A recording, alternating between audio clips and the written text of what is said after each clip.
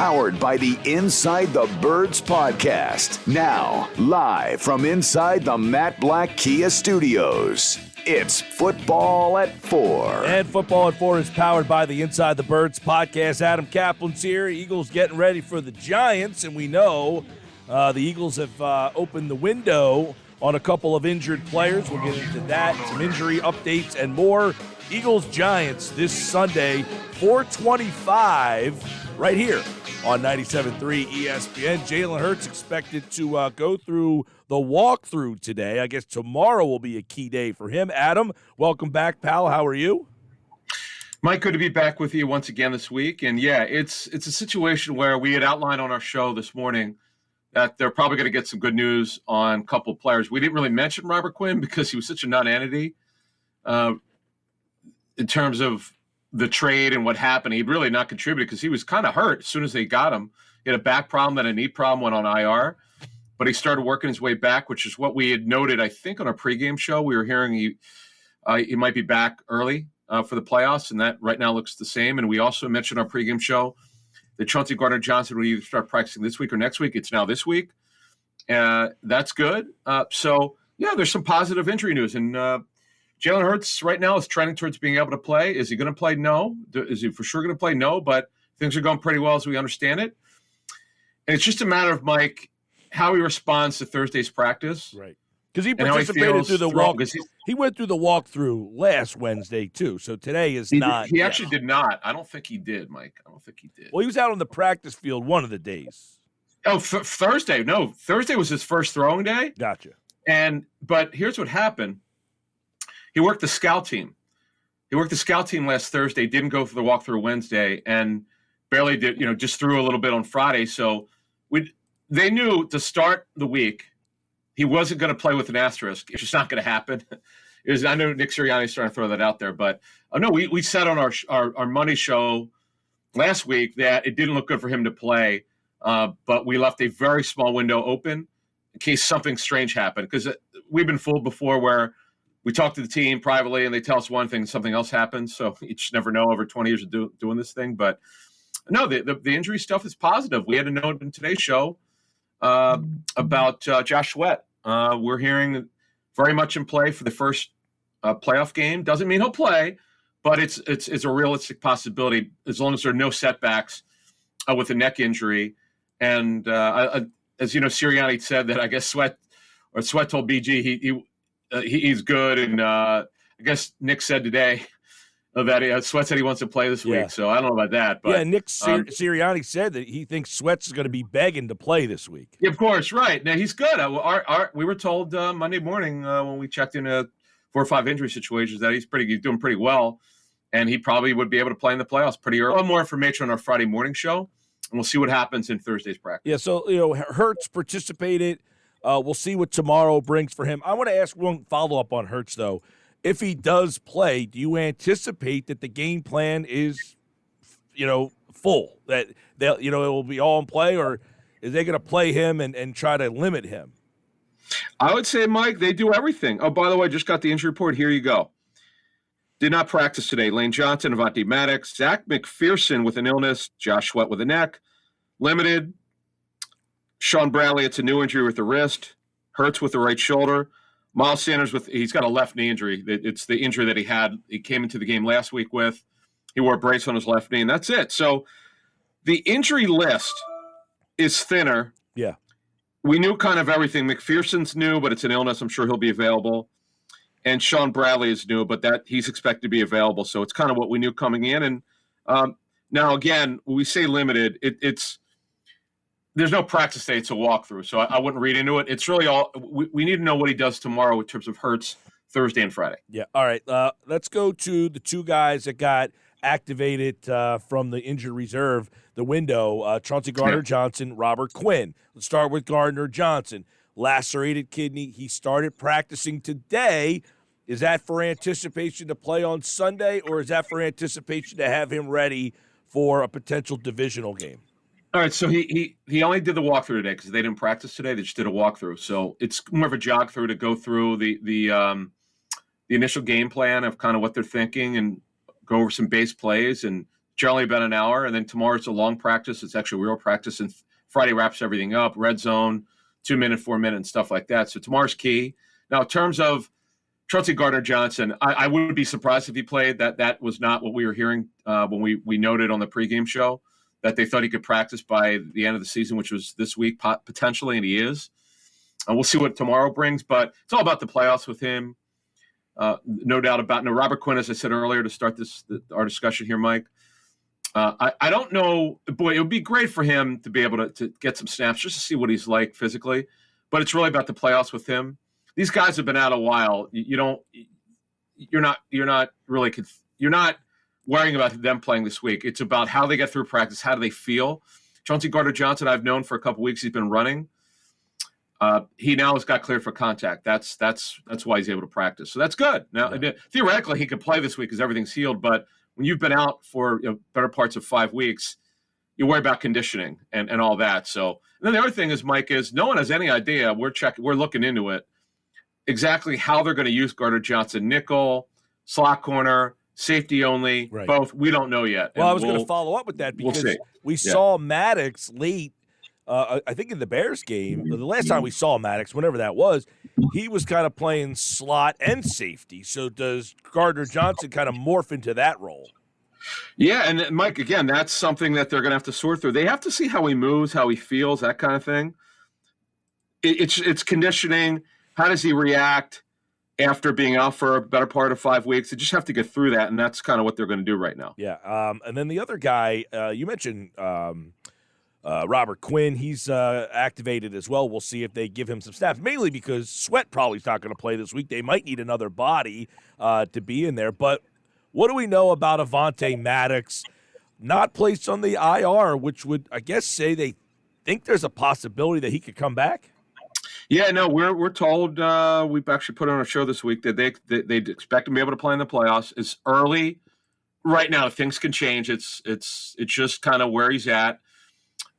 It potentially for the championship game if they make it that far. And here's a really cool thing, which we noted this morning, Mike, on Inside the Birds on every platform, is that he was in the locker room, he had a procedure recently. He was not hobbled. He wasn't using crutches, which is kind of what I thought might happen.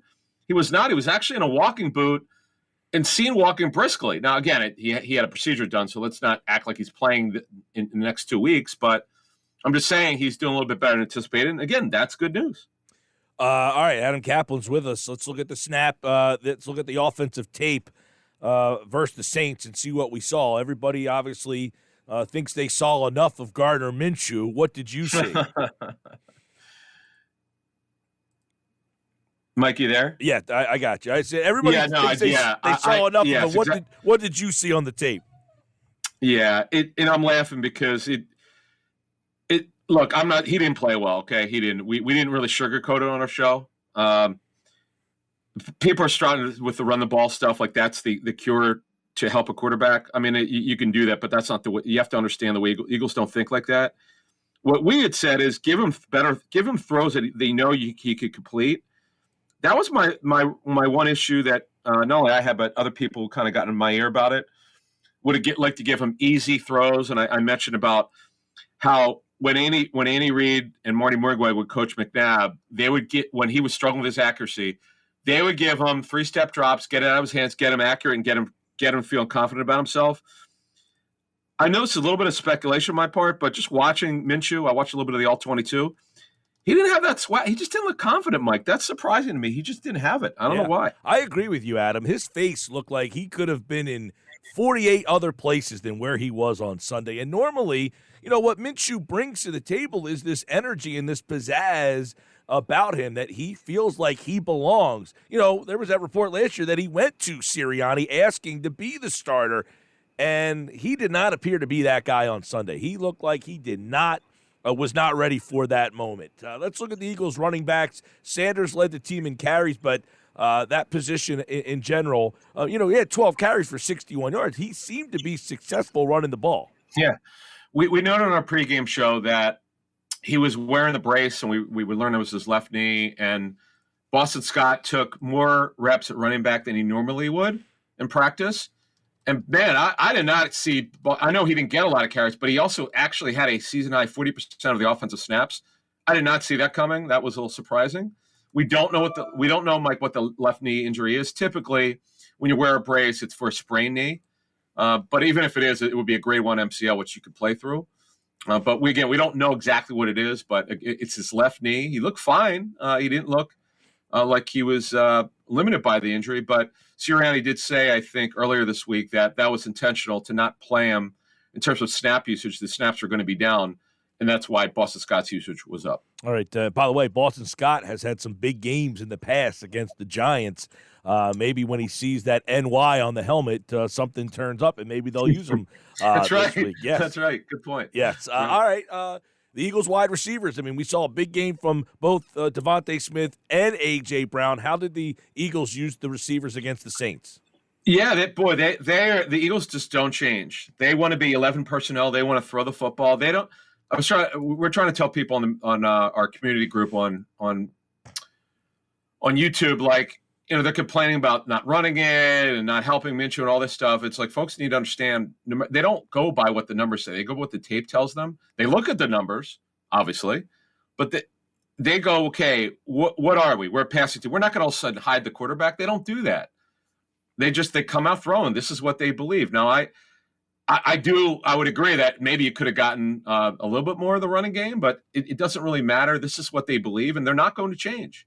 They're 11 personnel team. That's what they want, and that's what you're going to get. With Goddard back, he's healthy. He needs to get the ball more, by the way.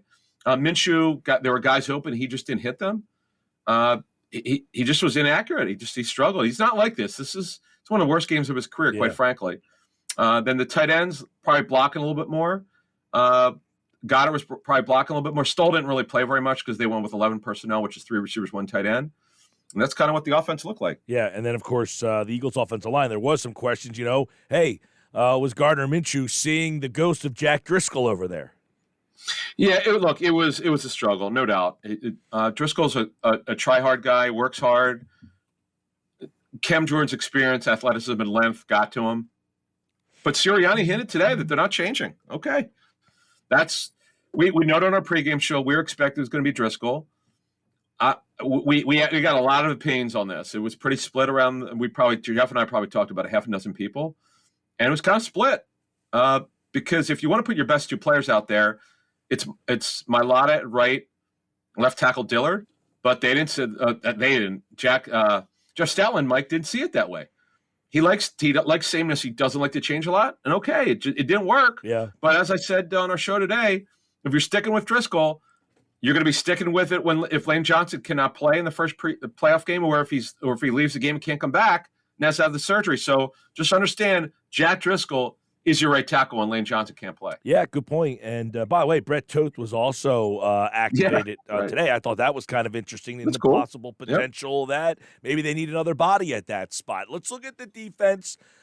John Gannon, public enemy number 1 for many of the listeners out there. Not me. I'm not one of them, Adam. I'm just speaking for the people. I read my social media. I see what kind of reaction he gets. But how did his defense look? Let's start up front with the defensive line, which has been dominant all year and had another big day in the sack department. I just got this an hour ago. I just spoke to someone with another team who they have to do for the playoffs. This personnel guy was giving the Eagles to, I guess he's got like 2 teams he has to grade. And he's just digging to the Eagles tape. He had not really dug into their tape a lot. Maybe he watched the last couple games, I guess he said. But he did not understand the way the Eagles came out playing soft zone. He just didn't understand it. He knows they don't press. That's not this defense. And, I totally get that. But he wanted to know why they played so soft. And I said, I said to this guy, you're not the only person to say that. Now, he would adjust later on. And we said on our show today, the one issue Gannon has, sometimes he's slow to adjust, but overall he's done a very good job. I mean, the numbers, NFL record for most pass rushers with 10 sacks or more in a season, that's insane. I mean they're heavy. They get almost all of their pass rush is from their D line. And Josh Sweat, I know people want to call him a linebacker. He's a D lineman. I don't, because I said this with Ryan Kerrigan when they were calling him a linebacker. Kerrigan he's an overhang player. He's literally right next to he's right he's right on the D line. It's just he's just standing up. That's all. So, I think he adjusted later. He definitely did. They played more man coverage, kind of like Dallas, and they completely shut Andy Dalton down. In fact, Dalton, though, man, boy, does he hold on the ball too long. That showed up, particularly in the second quarter. And give Brandon Graham credit. Remember, without Josh Sweat, who got hurt early in the first quarter, Patrick Johnson and Brandon Graham replaced him. And they did a good job overall. Brandon Graham is amazing to me. If he wants to come back, he'll be back next year. That I can tell you. The linebacking group, you had T.J. Edwards and Kaiser White. You know, these are guys that have been pretty solid and steady all season long. Yeah, Kaiser White's been he's been kind of like a blitzer and a guy that'll play in the box. It's interesting the way they're using him. They've been doing this a lot of the second half of the season. Not a ton of snaps, but periodically in each game. Yeah, T.J. Edwards was everywhere. They did a great job on Alvin Kamara, but, Mike, I don't know why. I don't understand why they don't use this guy more in the passing game. This is the difference between Sean Payton and Pete Carmichael, the OC, and many differences. I don't know why they didn't use Kamara more in the passing game, and I thought that was a mistake. They should have challenged Eagles linebackers. Oh, yeah. I mean, I think Kamara this year, I mean, you barely ever hear about him anymore. This was a guy who was, like, at the top of every offensive discussion the last 3-4 years. He's barely an unknown at this point, the way that they use him in that offense. But and then, you know, the Eagles secondary, you talk about the adjustment. It seemed that the adjustment came in that secondary. Yeah. So after playing way off coverage and playing too deep safeties, like they were just afraid of that kid, Rashid Shaheed, who would wind up beating Bradbury on one-on-one coverage. But that was the only time he beat him. They kept him. In fact, they made Shaheed, as the game go along, more of a possession receiver, which is kind of rare for him because almost all of his routes are deeper. So, yeah, they started taking away the deep ball. They started cutting off the intermediate areas. But Juwan Johnson, the former Penn State receiver, who would later be a tight end at Oregon, he definitely did well against him, no doubt about it. He did a good job. But overall, I give them credit. They shut the Saints offense down, and I thought the Saints coaches had something to do with it. I thought they were very passive, unfortunately, as the game went along. All right, Eagles-Giants this Sunday. You can hear the game on 97.3 ESPN, 4:25. Remember, it's a late kick for the final Sunday of the week. Giants, we hinted at yesterday, we don't think they're going to play their guys. They haven't decided. I talked to a team source a couple days ago, actually Monday night, and said that they were discussing it. But because they're locked in the 6th seed, they cannot move up or down. Very little. And by the way, they have terrible depth at receiver. They don't have very good depth on the offensive line. They don't have very good depth at corner.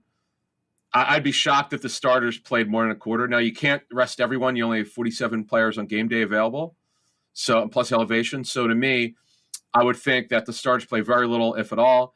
The Eagles have this thing going on here. If Hurts plays, which I think that it's a decent percentage that he plays, if he does play, Mike, you saw the first time they played and they blew him out. I would expect everybody's coming out here passionate and ready to win. And by the way, the Eagles, for some reason, I don't get this. Oh, we lost Adam there. He froze right in the middle of, he said, I don't get, we lost you there. We still lost you. I'm here. Oh, can you hear me? You said the Eagles, I don't get. Well, it's funny you say that because one of the discussions this morning on the morning show was about how important it is for the Eagles to get this home field advantage because they've struggled on the road. I said they haven't lost a game on the road. Well, they lost the Dallas game on the road. Right, and they almost pulled it out. Yeah, they actually have not struggled at all. They've been really good on the road. It's kind of, I don't get it. It's another anomaly that I just don't get of this team. All right, well, the season continues as it looked like they were going to kind of be, going off into the last 2 weeks with nothing to play for. Well, now it's the Giants who have nothing to play for and the Eagles who have everything to play for. Funny how this works out. A couple of years ago, the Giants needed the Eagles to beat Washington for them, and now here they are back in an interesting situation. By the way, I could tell you from talking to from what I've heard, this Giants staff does not care what Joe Judge cared about, Mike. That's not on their mind here at all. Look, Joe Judge was a blowhard anyway. So no karma here, right? Right. He's I was rooting for him because he's from this area, from Doylestown, but it didn't work out for him as head coach. And it's not working out for him as a play caller either. No. Well, he's a quarterback's coach. He doesn't call the plays in New England. Well, I mean, that whole offensive situation up there has been a mess this year. But they can make the playoffs with a win this week. Adam Caplan Inside the Birds pregame show is at Sunday at 10 a.m. for Eagles and Giants. And, of course, the Inside the Birds podcast is on all your podcasting platforms. Adam, thanks, man. Thank you.